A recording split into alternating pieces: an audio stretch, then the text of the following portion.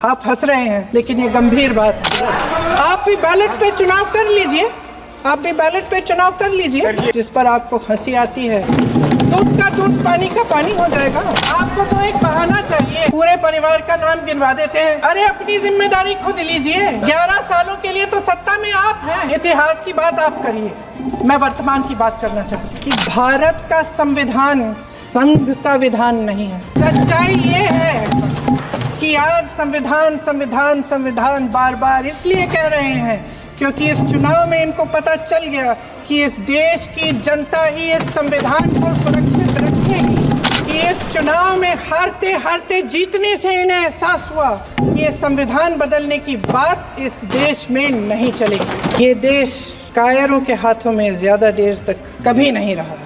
अगर लोकसभा में ये नतीजे नहीं आए होते तो ये संविधान बदलने का काम भी शुरू कर लेते। आज जनता को सच बोलने से डराया जाता है, धमकाया जाता है।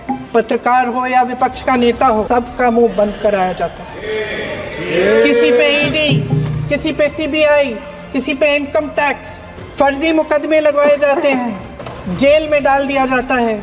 विपक्षी नेताओं को जेल में डाल दिया जाता है, उनको सताया जाता है। किसी को नहीं छोड़ा इस सरकार ने। देशद्रोही कह के गृह मंत्री महोदय ने यूपीए सरकार के समय के आतंकवादी हमले गिने तो लगभग 25 गिनवाए थे अभी अपने भाषण में। इस गुट ने कश्मीर में 25 हमले 2020 और 2025 के अंदर 2008 के मुंबई के हमलों का जिक्र किया, बार बार कहा कि मनमोहन सिंह जी की सरकार ने कुछ नहीं किया।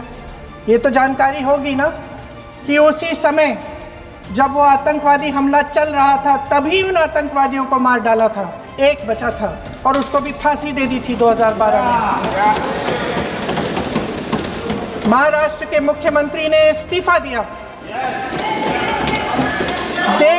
देश के गृह मंत्री ने जिम्मेदारी लेकर इस्तीफा दिया। एक जवाबदेही थी पब्लिक के प्रति, एक जवाबदेही थी इस देश की जनता के प्रति, इस देश की धरती के प्रति।